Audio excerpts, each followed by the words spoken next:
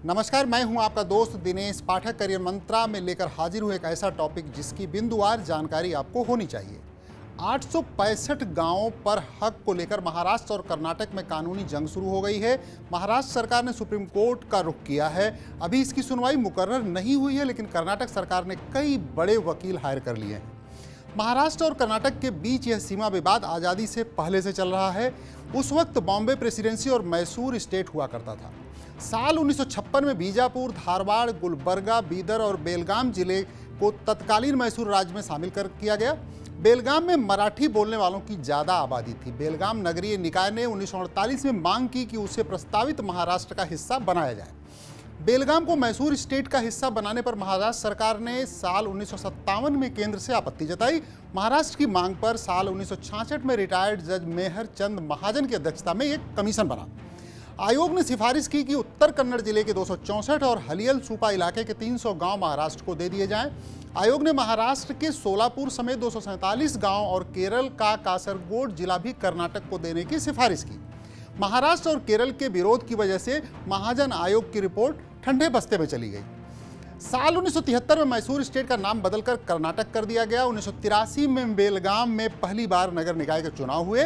इन चुनावों में महाराष्ट्र एकीकरण कमेटी के प्रभाव वाले उम्मीदवार ज़्यादा संख्या में जीत कर आए।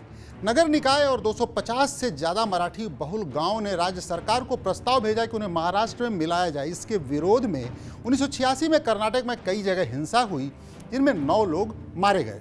साल 2005 में बेलगाम नगर निकाय ने फिर से महाराष्ट्र में मिलने की सिफारिश वाला प्रस्ताव पास कर कर्नाटक सरकार को भेजा। कर्नाटक सरकार ने प्रस्ताव को असंवैधानिक बताकर रद्द कर दिया और बेलगाम नगर निकाय को भंग कर दिया। महाराष्ट्र एकीकरण कमेटी के नेताओं ने इसका विरोध किया और हाईकोर्ट में चुनौती दे दी। उधर दिसंबर 2005 में महाराष्ट्र सरकार इसी मामलों को लेकर सुप्रीम कोर्ट पहुंची। याचिका में मांग की गई कि कर्नाटक के मराठी भाषी 865 गांवों को महाराष्ट्र में शामिल किया जाए। ये मांग भी की गई कि फैसला आने तक इस इलाके को केंद्र सरकार के अधिकार में ले लिया जाए। हालांकि ऐसा नहीं हुआ। मामला सुप्रीम कोर्ट में लंबित है। केंद्र की एक के बाद एक सरकारों ने भी इस मुद्दे पर सावधानी बरती। 2010 में केंद्र ने सुप्रीम कोर्ट को सौंपे अपने हलफनामे में कहा था कि तत्कालीन मैसूर स्टेट अब कर्नाटक को कुछ क्षेत्रों का स्थानांतरण न तो मनमाना था और न ही गलत। संसद और केंद्र सरकार ने राज्य पुनर्गठन विधेयक 1956 और बॉम्बे पुनर्गठन विधेयक 1960 पर विचार करते समय सभी रेलेवेंट फैक्टर पर विचार किया था। कर्नाटक भाषाई आधार पर राज्यों के गठन और 1967 की महाजन आयोग की रिपोर्ट को ही मानता आया है। कर्नाटक सरकार 2006 में बेलगावी पर अपना दावा मजबूत करने के लिए विधानसभा का एक 5 दिवसीय विशेष सत्र बेलगावी में भी बुलाया।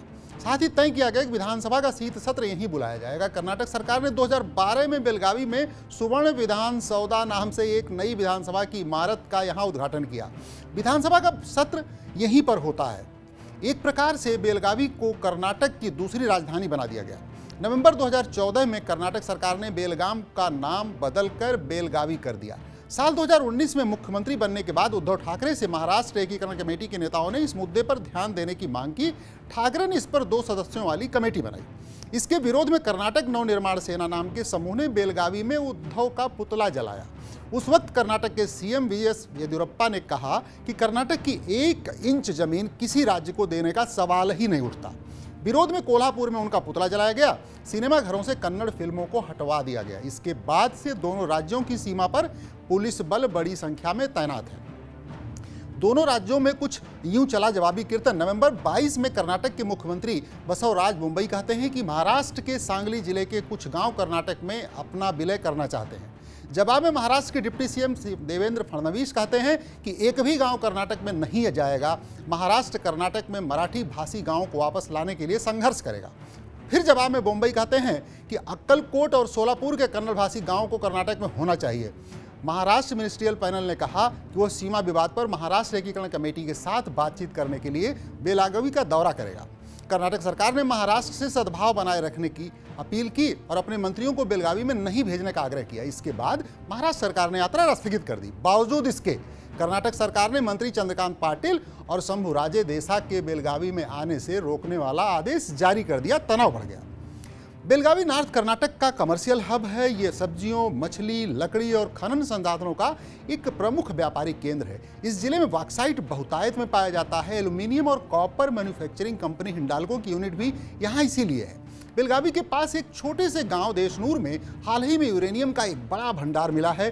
कर्नाटक, महाराष्ट्र और गोवा तक आसान पहुंच के चलते जिले में जबरदस्त बिजनेस पोटेंशियल है।